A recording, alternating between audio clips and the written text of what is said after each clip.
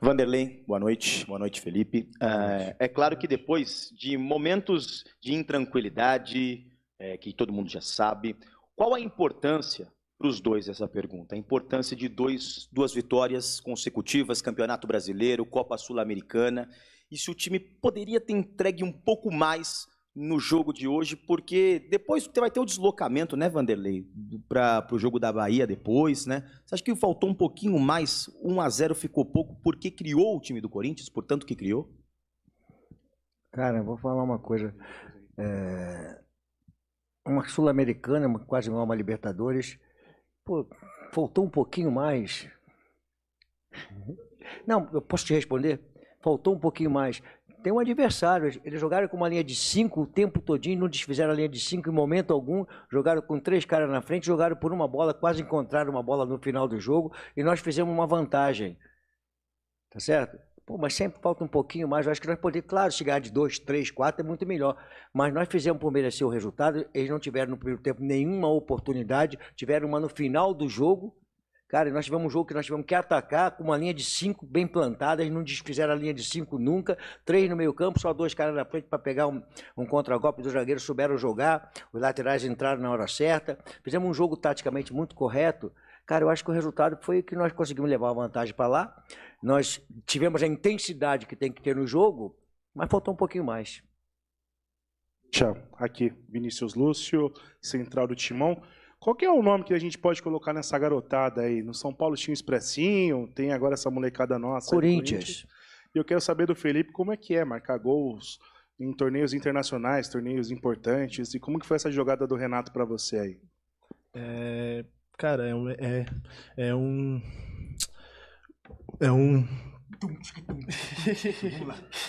momento único, assim, né?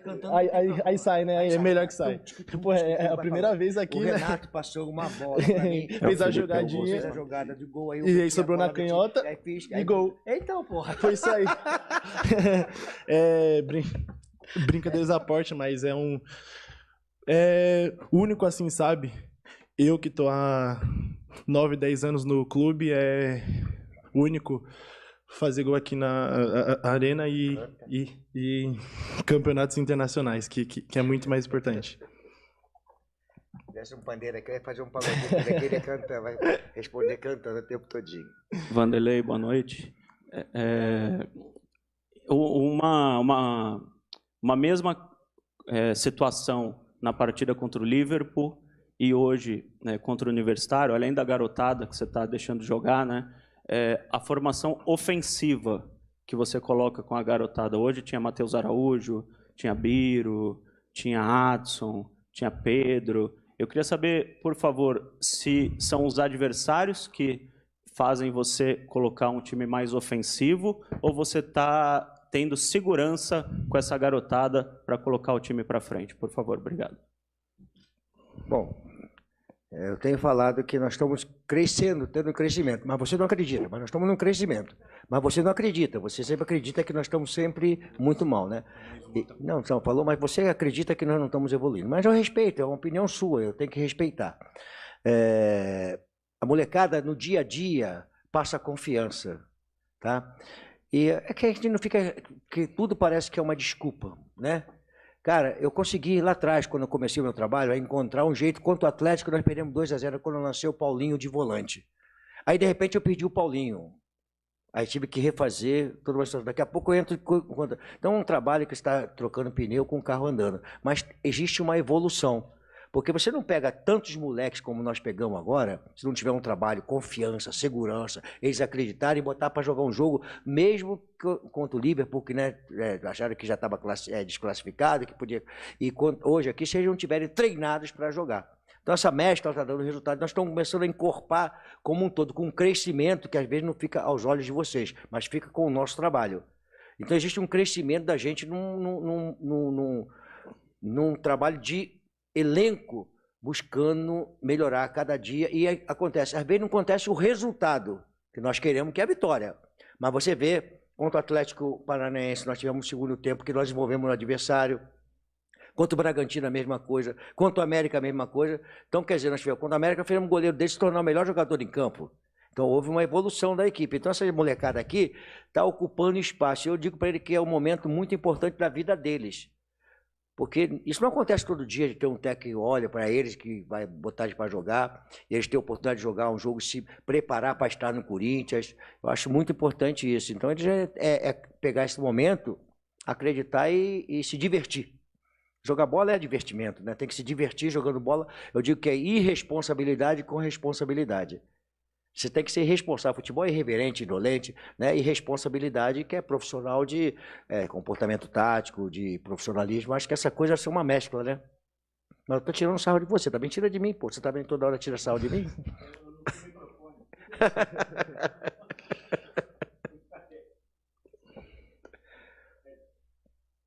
Fala.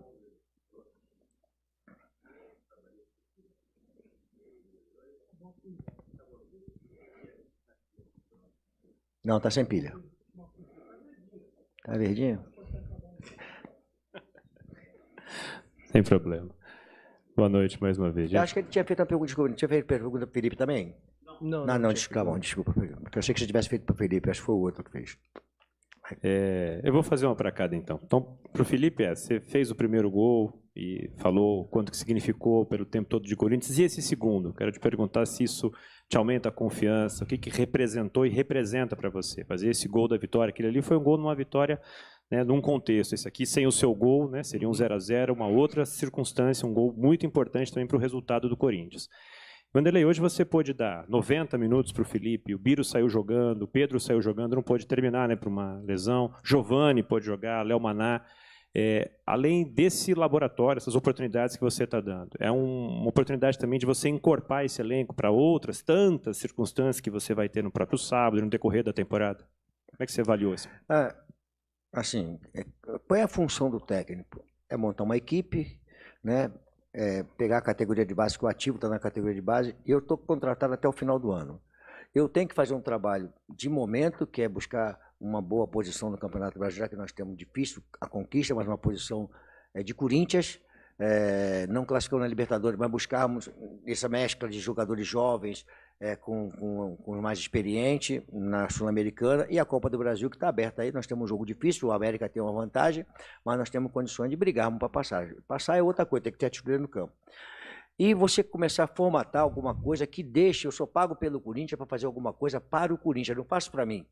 O técnico não trabalha para ele, o técnico trabalha para o clube quando está contratado. E trabalhar para o clube é você olhar para a categoria de base com muita atenção, para poder botar o moleque para cima, olhar no mercado quem é jogador que pode ser contratado. Por exemplo, nós decidimos contratar o Rojas. Foi uma análise que foi feita no geral, com a diretoria, a gente analisando como é que ele se encaixa no perfil do clube, no perfil da equipe, um contrato com uma longevidade maior, para poder o Corinthians ter um elenco melhor, mais qualificado, mais para frente, né? E as mudanças para frente não sejam mudanças radicais, sejam mais percentual menor de 20%, 30% para poder escolher a dele. Então, acho que esse trabalho está sendo feito para o Corinthians, não é para mim, entendeu? Então, acho que eu estou satisfeito, não com o resultado, que a cobrança vem, a porrada vem, a Corinthians, mas satisfeito de você olhar algumas coisas que estão acontecendo na formatação de todo esse processo desde que eu cheguei aqui. É um processo duro, né, como trocar pneu em carro andando, né? Mas é um processo que a gente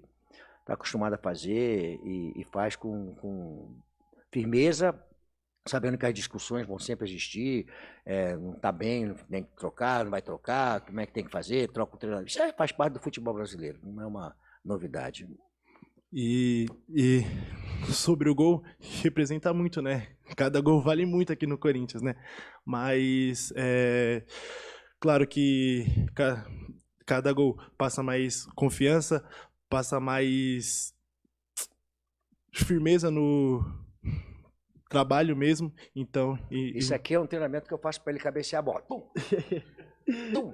Não é para poder ele cabecear a bola, né? Fala exatamente. Tá certo. Vamos ver agora, porque já cabeceou a bola, já cabeceou, fala aí. É isso aí, cara. Mas continuando, cada gol vale muito aqui e principalmente o gol no mata-mata, né? Numa Sul-Americana. Professor, boa noite. Pedro Ramiro, da Rádio Bandeirantes. Eu queria, até em cima desse assunto sobre a mudança do elenco ao longo do tempo, Se você pegar os 11 jogadores do Corinthians no início do ano, com o Lázaro e os 11 seus atletas que iniciam o jogo, é claro que hoje é uma situação diferente, mas a equipe titular. Me parece que há uma clara reformulação de elenco no Corinthians. Pelo menos você até tirou, houve a ausência agora de alguns jogadores. O Cantillo parece que pediu para sair, o Júnior Moraes não faz mais parte do elenco, o Balbuena. Queria entender se isso faz parte de um legado que você quer deixar para o Corinthians, uma reformulação de elenco, ou se foi até um pedido da diretoria em cima disso. A diretoria a gente conversa muito, né? Eu tô mais concentrado que extrato de tomate, cara. O tempo todinho em concentração, e a gente conversa muito. O presidente do Ilho vai cedo para lá, a gente toma café, a gente conversa, está sempre conversando sobre o Corinthians, né? E a formatação de elenco, dando oportunidade para a molecada. Não é mole pegar essa molecada e botar em jogos complicados e acreditar, né? Por exemplo, o Oscardo entrou... Moscardo, né? Como é que é? Gabriel. Moscardo. Ele entrou num momento duro, né, cara? Pô, e aí ele mostrou personalidade. Mas é duro você pegar um moleque daquele lá e acreditar que ele vai entrar e vai jogar, né? Então, a gente tem conversado bastante. E a função nossa... Né, quando você é contratado, é o resultado de momento, porque o futebol é assim, né, que é resultado de momento, mas você tem que começar, dentro da experiência que a gente tem, a abrir uma opção de leque de opções, né, e sempre em conjunto, porque as pessoas têm uma imagem achando que eu sou radical, que eu só penso que eu tenho que fazer... Não, é sempre em consenso com a diretoria, conversando com a comissão técnica, escutando bastante, fazendo aquilo que pode ser feito, e assim nós temos feito no Corinthians. O Duílio tem estado diuturnamente com a gente lá, diariamente, desculpe, com a gente lá, chega de manhã, nós sempre batendo papo, o Alessandro a mesma coisa, a comissão técnica chega mais cedo, eu durmo lá quando o treinamento é de manhã, eu já durmo lá para começar mais cedo o trabalho, para poder estar junto com os jogadores, né? Então é uma coisa que está acontecendo no crescimento, no dia a dia da gente, por causa da intensidade que a gente está tendo no trabalho também, né? De visar as coisas no geral. E a diretoria tem dado o apoio para nós fazermos esse trabalho aí. Aqui na frente. Aqui, boa noite. É uma pergunta para cada. Primeiramente, para você, eu gostaria de perguntar sobre a questão da opção pelo Giovani no lugar do Pedro e complementar perguntando como é que está a situação do jogador no vestiário após a partida. E para o Felipe Augusto, Felipe, a gente te acompanha muito nas categorias de base, lá na Fazendinha, e você sempre comemora como comemorou hoje, igual o Haaland. Queria que você falasse um pouco sobre essa inspiração, sobre essa ideia de fazer essa comemoração e como é que é o sentimento também.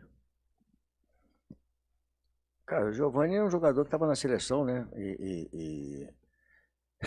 Ele vai virar meme, né? Depois que ele deu aquele chute, vai virar meme, aí agora vai ser um negócio de doido aí. Ele vai ter que estar preparadinho para que se dar cambalhota toda hora, com a bunda quicando. Vamos fazer uma opção de negócio assim, né? Que é menino. Eu ainda falei para ele, calma, rapaz, entra devagarinho, respira. Começa a dar toque na bola, porque você vai entrar muito... E ele entrou querendo, né? Aí depois ele começou a entrar no jogo, é um jogador velocista, canhoto como o Felipe, joga de lado de campo, puxa muito para dentro, muito forte, mas está começando a entrar com a gente, quer dizer, entrou um pouco nervoso. É a opção, cara. É assim, a gente respeita sempre a pergunta, mas sempre tem um porquê fez aquilo ali, cara. Esse porquê pertence a vocês, não a mim. Né? Porque toda vez por que você fez isso? Por que você fez aquilo? Por que você fez aquilo? Por que vocês trabalham no futebol? Porque você também tem que analisar aquilo que a gente faz, cara. Isso é que é a grande verdade. Porque é muito claro, eu fiz isso porque não. Eu acho que o Lucha fez isso por quê? Porque eu sou profissional do outro lado e estou analisando o que ele está fazendo. Aí você transfere para mim, né? Estou de olho. Vai. Sobre o Pedro, o que tem? Cara, ele vai aprender, rapaz. Eu até falei para ele é um jogador muito rápido, muito habilidoso. E ele é insinuante. E aí onde ele foi, a zona que ele tomou a porrada, é onde ele tem que tocar a bola e receber essa bola mais para finalizar, sofrer um pênalti, entrada. Duvido que aquele jogador fizesse aquilo ali se fosse dentro da área.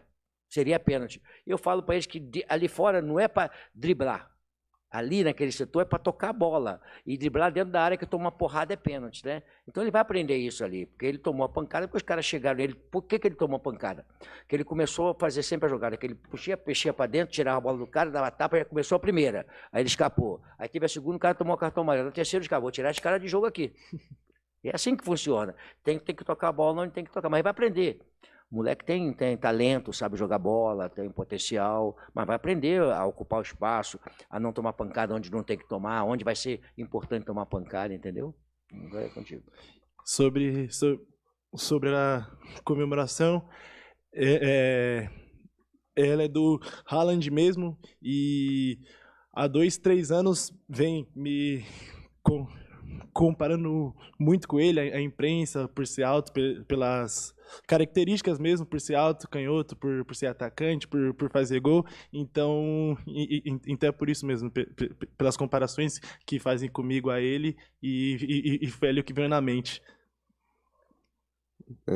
Lúcia, boa noite. Queria perguntar sobre 2 jogadores. Primeiro, o Maicon, que você no final do jogo coloca ele na lateral esquerda, né, fazer meio com uma meia esquerda, lateral esquerda. Queria saber se isso foi apenas por circunstância de jogo ou se você avalia a possibilidade de sair jogando com ele na posição lateral. E sobre o Felipe, às vezes a gente fala no futebol que o jogador se escala, que ele está pedindo passagem. Você acha que o Felipe está se escalando para sábado? Se escalando para sábado, né, cara? Ele fez o gol, né? Todo jogador que fizer o gol está se escalando para o jogo seguinte, o que não fez está roubado, né, cara? Como é que você falou na primeira pergunta? Como é que foi o quê? Do Maicon, né? Cara, você analisou o jogo? Com todo respeito, você analisou o jogo? Cara, eu tenho vantagem numérica. Então eu coloquei um meio campo pelo lado do campo para nós termos uma melhor bola pelo lado do campo para poder fazer a jogada chegar com mais facilidade na frente. Foi para isso que eu coloquei. Nós tínhamos vantagem numérica, não tinha por que mais eu ficar com o Bidu, precisava mais um jogador de qualidade. Tinha o Renato chegando, o Maicon chegando para trás, encolhi o Juliano, coloquei o Maná para poder passar o tempo todinho, criar mais jogada aguda, mais chegando ali no último terço do campo, que é a moda hoje, o último terço do campo, ter a bola mais para trás. Então, cara, a gente fica assim pasmado com a não análise daquilo que vai acontecer, como o Michael vai jogar domingo, e o Fábio, vou botar onde? Vou mandar ficar em casa? Sabe assim, uma coisa meia, né? Mas faz parte, eu entendo. Fugindo um pouquinho desse assunto aqui, tá? Do jogo em si, vou te falar uma coisa que é muito importante, acho que não houve essa preocupação, e é uma coisa muito importante. O Peru é um país co-irmão, Brasil, Peru, já fui ao Peru diversas vezes, a Lima diversas vezes jogar com a seleção, Libertadores, é muito agradável ir lá, mas independente do país, tá? Um surto é um surto, uma pandemia é uma pandemia, é uma coisa em qualquer lugar do mundo, em qualquer país, se tiver isso, e tiver um decreto do governo que decreta surto, tem que ser respeitado. Nós não somos cobaia. Nem o Peru, se tivesse surto no Brasil, vai ter que vir aqui, e nós temos que ir lá para ir lá. Achei a atitude dos profissionais da imprensa que cancelaram os seus profissionais de irem ao Peru por causa do surto que tem lá, e não vão deixar esses profissionais lá arriscarem ser contaminados. E quem é o responsável por nós viajarmos lá e sermos contaminados? Pegarmos alguma... Quem vai ser o responsável se acontecer alguma coisa mais grave? A quem permitiu o jogo vai falar, aconteceu aí, nós não podíamos evitar. Não, tem um decreto federal do Ministério da Saúde que decreta que tem um surto. E isso tem que ser respeitado. Até quando o futebol vai ser tratado por pessoas que não conseguem entender que isso é um problema muito sério. Nós não queremos deixar de jogar no Peru, muito pelo contrário. Temos que jogar lá, vamos jogar. Mas eu acho que nesse momento tem que ter responsabilidade de quem comanda o futebol para não correr risco às pessoas que vão estar lá. Os profissionais de imprensa que vão lá foram cancelados, não vão mais. E por que nós temos? Por que não muda de local? Que é normal isso, em um país que não tenha problema nenhum. Por que nós temos que ir lá jogar? Então isso é muito sério, não é uma coisa brincando, não. Será que no futebol vai acontecer sempre que tem que ter uma morte, tem que ter uma coisa, tem que ter outra coisa, para que as pessoas que comandam o futebol tenham mais responsabilidade nas decisões? É muito complicado, cara, isso aí. Muito complicado de você estar... Aí o Luxemburgo, eu não vou porque eu não quero cuidar da minha saúde. O Luxemburgo não podia largar o time, não podia fazer isso, não podia fazer aquilo, porque ele tem que viajar. Peraí, tem que colocar onde houve um decreto de um surto, porque eu sou obrigado a ir jogar, porque a Conmebol, ninguém tomou a decisão de trocar, eu tenho que ir lá me expor a equipe. Cara, é um negócio meio assim que precisa dar uma pensada com mais responsabilidade no que é o futebol, nas pessoas que estão dentro do futebol.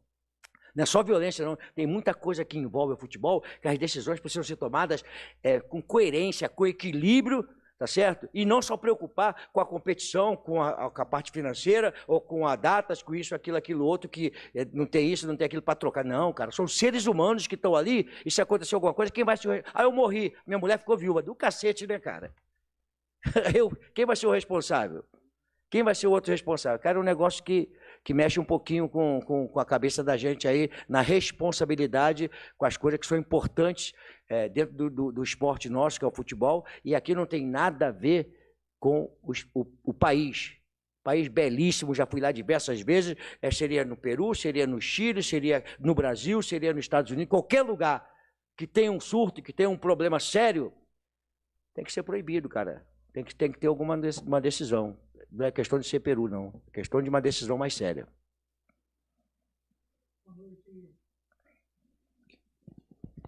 Boa noite, Luxemburgo. Iório Neto, do portal Vive RTV. Parabéns pela vitória. Você confiou na garotada e eles deram conta do recado. Pergunta é rápida. É uma pergunta que seria o seguinte. O Renato Augusto entrou no segundo tempo. Você acredita que ele já está em condições para o jogo de sábado, que é muito importante?